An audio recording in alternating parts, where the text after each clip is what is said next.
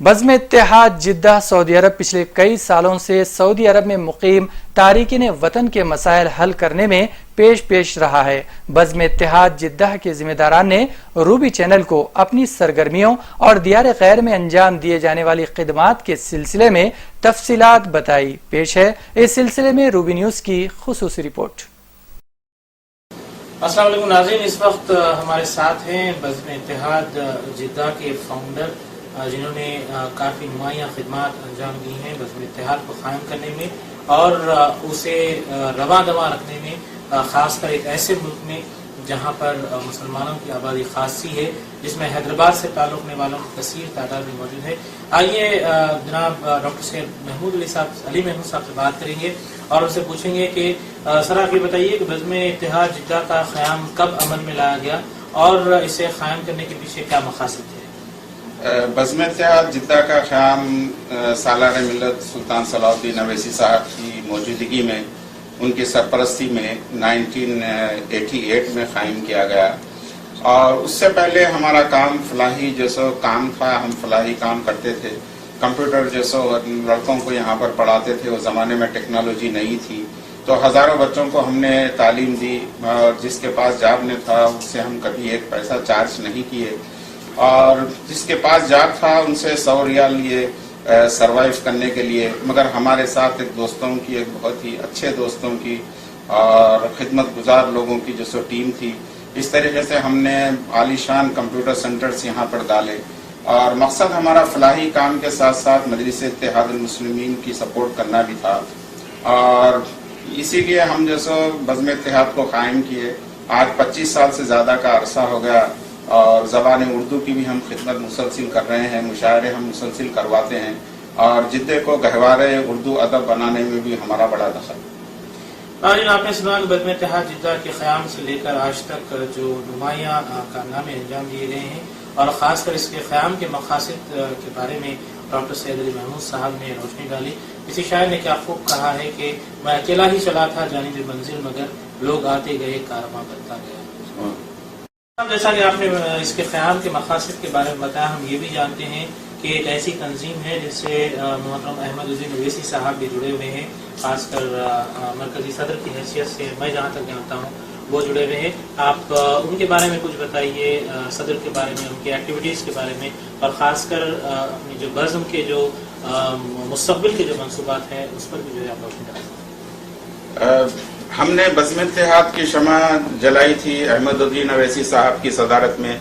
سالار ملت سلطان صلاح الدین اویسی صاحب نے کہا تھا کہ انہیں پورے بزم اتحاد سعودی عرب کا صدر بنایا جائے، اور مجھ سے انہوں نے کہا تھا کہ آپ جدے کے لیے جسے لک آفٹر کریں۔ تو اس طریقے سے احمد بھائی وہاں پر رفاعی عام کے کام بہت کرتے ہیں۔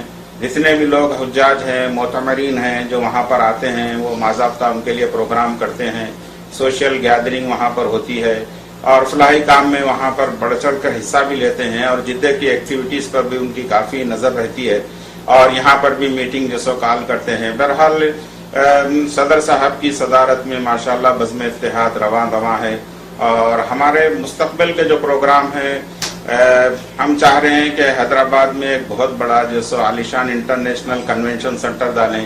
بزم اتحاد مسجد جو سو ہم ایک ڈالنے کا پروگرام بنا رہے ہیں، جس میں 5000 مصلی جو سو انشاءاللہ تعالی نماز وہاں پر پڑھیں گے، اور اس میں ہمارا یہی ہے کہ بزم اتحاد کو ایک ایسا کام کرنا چاہتی ہے جو دنیا اور آخرت دونوں میں بھی اس کا ثواب جاریہ ملتا رہے۔ تو اس طریقے سے اور بھی جو سو مدارس میں جو سو ہم مدد کرنا چاہتے ہیں، آپ سپلائز جو بچوں کی ہوتی ہے وہ دینا چاہتے ہیں، بیگ دینا چاہتے ہیں، اور اس سے ہٹ کے شادیاں تو ہم ہر سال کروا رہے ہیں، مگر اس کو اعلیٰ پیمانے پر بھی انشاءاللہ اجتماعی طور پر ہم کرانے کا جو سو مستقبل میں جو سو منصوبہ بنائے ہیں۔ اور ایجوکیشن فنڈ میں بھی لاسٹ ٹائم ہم نے کافی دیا، کشن باغ میں ہم نے کافی دیا، آسام ریلیف فنڈ میں دیا۔ ایسے ہمارے کئی جو سو ایکٹیویٹیز ہیں جو پبلک کے سامنے نہیں آئے، اور یہاں پر بھی ہم رمضان کے مہینے میں لوگوں کو 1 مہینے کا پورا راشن کئی لوگوں کو دیتے ہیں۔ یہاں پر بھی غربت ہے، ایسی بات نہیں ہے کہ سعودی عرب میں جتنے لوگ رہ رہے ہیں وہ سب کے سب جو سو مالدار ہیں یا ان کے پاس مال زیادہ ہے۔ حالات جو سو بدل گئے ہیں، مہنگائی بدل گئی ہے، یہاں پر بھی کافی لوگ غربا کے جو سو سطح پر ہیں۔ تو یہاں پر بھی ہماری مدد جاری رہتی ہے، ویڈوز کو بھی دیتے ہیں، بیواؤں کو بھی دیتے ہیں. انشاءاللہ اس کام میں ہر سال جس طرح ہم مشاعرہ کروا رہے ہیں عالمی سطح کا، اردو زبان کی خدمت بھی ہو رہی ہے اور شعراء کرام جو ہندوستان سے آتے ہیں ان کے لیے بھی عمرہ ہو جاتا ہے. ہمارا یہی. ناظرین، بزم اتحاد جدہ سے کئی ایسی شخصیات جڑی ہیں جن کا تعلق جدہ اور سعودی عرب میں کسی نہ کسی شعبے سے رہا ہے. جو جنرل سیکرٹری ہیں بزم اتحاد جدہ محمد عبدالفہیم صاحب ہمارے ساتھ ہیں. اس وقت ہم ان سے بات کریں گے. سر، جیسا کہ میں نے پہلے گفتگو میں بھی کہا تھا کہ بزم اتحاد جدہ پر خاص کر یہ الزام لگایا جاتا ہے کہ ایک یہ پولیٹیکل انداز میں چلائی جاتی ہے اور سوشیو اکنامک یا پھر سوشیو ایکٹیویٹیز سے جو ہے کافی دور ہے. اس سوال کو آپ کیسا ڈیفینڈ کریں؟ سب سے پہلے میں ریویو چینل کا بہت بہت شکر گزار ہوں کہ آپ نے وقت نکال کے انٹرویو کا انتظام کیا. بزم اتحاد ماشاءاللہ سے کافی انوالو ہے خیر کے کاموں میں. جہاں پر بھی لڑکیوں کی شادیاں ہو، ایجوکیشن کا سپورٹ ہو اور یہاں کے ریلیف فنڈ ہو، یہاں کے ایکسپیٹریٹ کے مسائل کو اٹھانے میں اور ریلیف کے کاموں میں، حیدرآباد میں ہو یا ہندوستان کے کسی بھی کونے میں ہو، بزم اتحاد ہمیشہ سے پیش رہی ہے اور آئندہ بھی انشاءاللہ رہے گی. بزم اتحاد کا خیر کے کاموں کا بہت ماشاءاللہ سے بہت لمبی فہرست ہے اور اس میں شادیوں کا کام، ایجوکیشن کا سپورٹ، ریلیف کا سپورٹ اور جتنے بھی مسائل ہیں وہ بھی ماشاءاللہ سے بزم اتحاد اس کو اٹھاتی ہے اور اپنے لیڈران کے تھرو عوام کے سامنے اس کو رکھتی ہے انشاءاللہ. سر، جہاں تک عوام میں یہ تاثر ہے کہ کل ہند مجلس اتحاد المسلمین آل انڈیا AMIM جو پارٹی ہے وہ پولیٹیکل امپاورمنٹ، مسلمانوں کے پولیٹیکل امپاورمنٹ کے لیے جو ہے جدوجہد کر رہی ہے. کیا جنرل سیکرٹری ہونے کے ناطے بزم اتحاد جدہ کے آپ سمجھتے ہیں کہ پولیٹیکل امپاورمنٹ کے ساتھ ساتھ مسلمانوں کو یا پھر امت کو ایجوکیشن امپاورمنٹ کی بھی سخت ضرورت ہے اس وقت موجودہ ماحول میں؟ ماشاءاللہ آپ کا سوال بہت بہترین ہے. آج کے زمانے میں education is top most priority ہے اور بہت امپورٹنس ہے اس کی، اور ہر مسلمان مرد و عورت پر ایجوکیشن فرض ہے اور اس کا حاصل کرنا بہت ہی ضروری ہے. ایجوکیشن ایک ایسا امپاورمنٹ ہے جو آپ کو ہر دشا میں آپ کو کامیابی کی طرف لے کے جاتا ہے، یا پولیٹیکل ہو یا آپ کا ایجوکیشن ہو یا اپنی زندگی ہو یا سوشل لائف ہو. تو ایجوکیشن از ٹاپ پرائرٹی اور وہ بہت ہی ضرورت ہے. اور میں تمام لوگوں سے یہ گزارش کرتا ہوں کہ اپنے بچوں کو زیادہ سے زیادہ تعلیم دلانے کی کوشش کریں اور ان کو ایک اعلیٰ درجے پہ پہنچانے کی ان کی کوشش کریں تاکہ وہ امت کے لیے بھی کام کریں اور اپنی زندگی میں بھی کامیابی حاصل کریں انشاءاللہ. سر، حیدرآباد میں GHMC انتخابات قریب ہیں، GHMC الیکشنز منعقد ہونے والے ہیں. آپ کیا سمجھتے ہیں کہ پارٹی کا مظاہرہ ان الیکشنز میں کیسا ہوگا؟ انشاءاللہ تعالی ہم اللہ سے دعا کرتے ہیں کہ ہماری مجلس اتحاد المسلمین زیادہ سے زیادہ سیٹوں پہ کامیابی حاصل کرے گی انشاءاللہ تعالی، کیونکہ مجلس اتحاد المسلمین کے جو کارنامے ہیں وہ کسی کے کوئی چھپے ہوئے نہیں ہیں.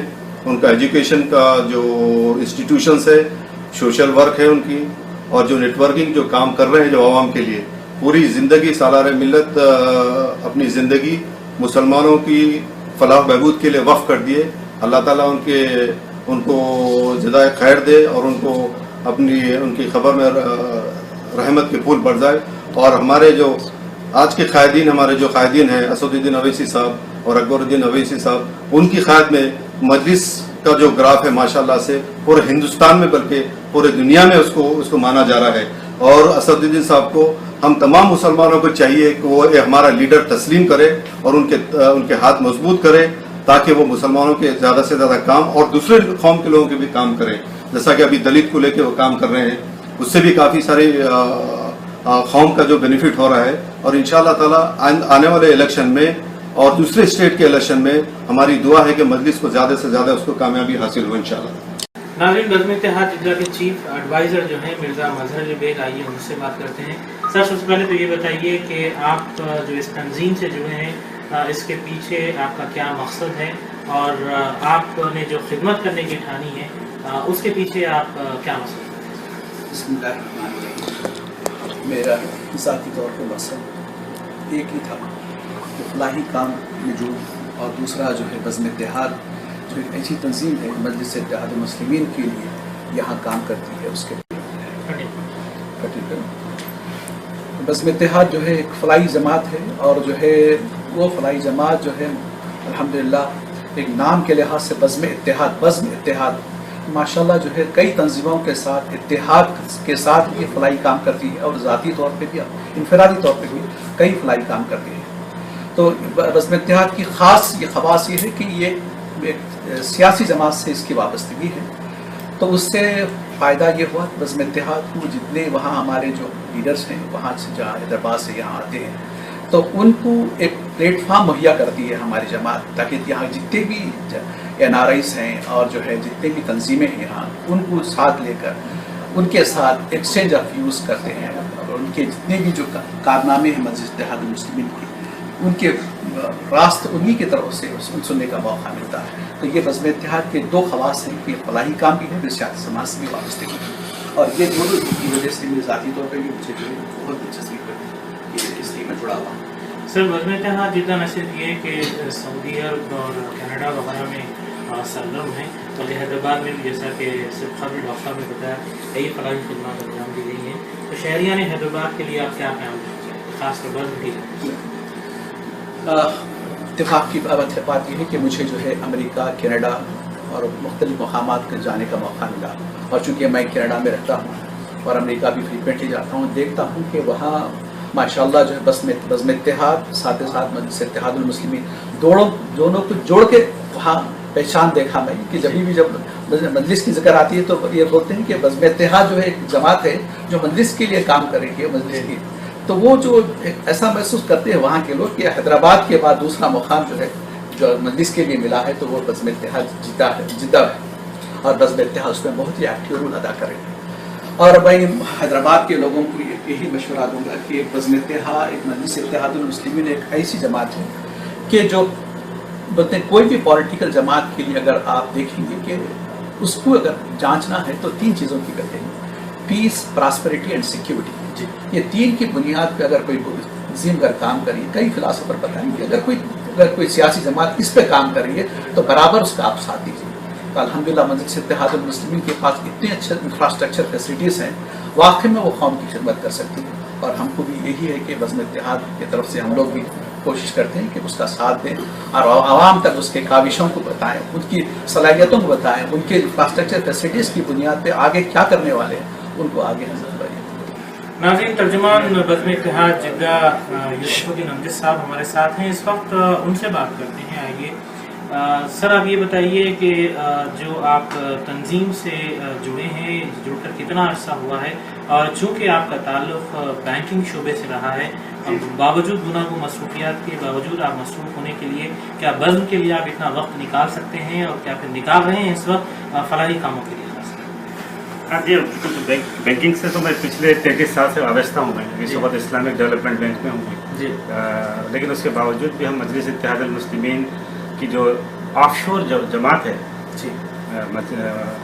बज़्म इत्तेहाद जिद्दा, जिस तारीख से इसका फॉर्मेशन हुआ है 87 से, हमारे डॉक्टर सैयद अली महमूद साहब के घर में सालार मिल्लत की मौजूदगी में और अहमदुद्दीन अवैसी साहब की सरपरस्ती में, उस तारीख से मैं जुड़ा हुआ हूँ। और उसकी वजह एक ही है कि बैंकिंग से वाबस्ता होने के बावजूद भी हम जो ना मजलिस से अटैच क्यों है, सालार मिल्लत के ख्यालात, सालार मिल्लत का कौम के लिए जो ना उनकी सोच जो अक्सर जिद्दा आते थे, चूँकि सीधी बात तो ये है कि मैं हैदराबाद में उनसे उतना क्लोज न था, लेकिन यहाँ पर डॉक्टर सैयद अली साहब के से हम क्लोज होने की वजह से वो चूँकि डॉक्टर साहब के घर में रहते थे, आते थे, तो काफ़ी करीब से उनको देखने और सुनने का मौका मिला। उनके जो सोच, उनकी जो फ़िलासफ़ी थी हमारे दिल और दिमाग में पेवस्त हो गई। तो वो वही वजह जो ना हमको अट्रैक्ट करेगी जो ना मजलिस से वाबस्ता होना। अब सवाल ये पैदा होता है कि मजलिस से वाबस्ता हम कैसे होंगे, वहाँ तो ग्राउंड वर्क पे तो हम है नहीं, फील्ड पे ज़ाहिर है हम बाहर है। तो उसके लिए जो ना हमको ये नियामत गैर मुतरक़बा की शक्ल में हमको बज़्म इत्तेहाद मिली, जिसका हम शुक्र अदा करते हैं मोहतरम अहमदुद्दीन अवैसी साहब का और डॉक्टर सैयद अली महमूद साहब का कि उन्होंने कायम करके मजलिस का जो अवेयरनेस हमें लाए। तो फिर हम उसके साथ जुड़ गए 1987 से, और माशाल्लाह अभी भी जुड़े हुए हैं और काफ़ी नए लोग भी जुड़ गए और आइंदा भी इंशाल्लाह ताहयात तक जो है ना हम मजलिस के साथ रहेंगे। जी। बेशक हम बाहर हैं ज़रूर, जी। लेकिन जो है ना जुड़े हुए ज़रूर रहेंगे। जी। और मसरूफियत के बावजूद आपने कहा कि टाइम कैसा निकालते। जी। अब मिल्लत कौम के लिए जब हमारे कायदीन अकबरुद्दीन अवी साहब, असदुद्दीन साहब इतना टाइम निकाल रहे जी। हैं, तो क्या थोड़ा हम है कि निकालना, मैं समझता हूँ ये हमारे ऑब्लिगेटरी ड्यूटीज़ में से जी। है, निकालना चाहिए हमारी पार्टी के लिए, हमारी उम्मत के लिए, हमारी जमात के लिए। जी बिल्कुल, आपने कहा सर कि आपने तंजीम को नेमत मुतरक़्क़बा से ताबीर किया। जी, तो मौजूदा जो क़यादत है मजलिस की, उनसे क्या उम्मीदें वाबस्ता हैं बज़्म इत्तेहाद जिद्दा की खास? मजलिस इत्तेहादुल मुस्लिमीन की क़यादत इस वक्त जो है हमारे असदुद्दीन अवी साहब के ज़ेर निगरानी मजलिस का कारवां जिस तेज़ी से रवां दवा है, जी। हमारे जो तवक्कुआत जो थे असदुद्दीन अवी साहब के सदर बनने से पहले जी। कि भाई सालार के बाद कैसा होगा, जी। तो यकीनन जो है ना वो हम जो सोचते थे, जो फिक्र थी, जी। असदुद्दीन साहब वो फिक्र को ना सिर्फ रफा दफा किए, जी। बल्कि जो है ना हमें एक नई जान पैदा करे जी। कि ताकि हमारे साथ साथ और नए लोग भी जो है ना उससे जुड़ जाना। जी। और माशाल्लाह जुड़ गए। और तवक्कुआत ये है कि बैरिस्टर असदुद्दीन अवैसी साहब के अल्लाह उम्र दराज करे, जिस अंदाज से वो मुसलमानों की और जो ना non communal minded non Muslims की जो आवाज़ बने हुए हैं, जी। तो जो ना यकीनन ये कुछ ना कुछ ज़रूर इनकलाब आएगा। जी। और कौम के लिए और ख़ास तौर से मुसलमानों के लिए बेशक कुछ ना कुछ एक अच्छाई और जो ना दूर से रह के रोशनी की किरण नज़र आ रही कि हमारा कुछ ना कुछ बेहतर ज़रूर होगा। ये दोनों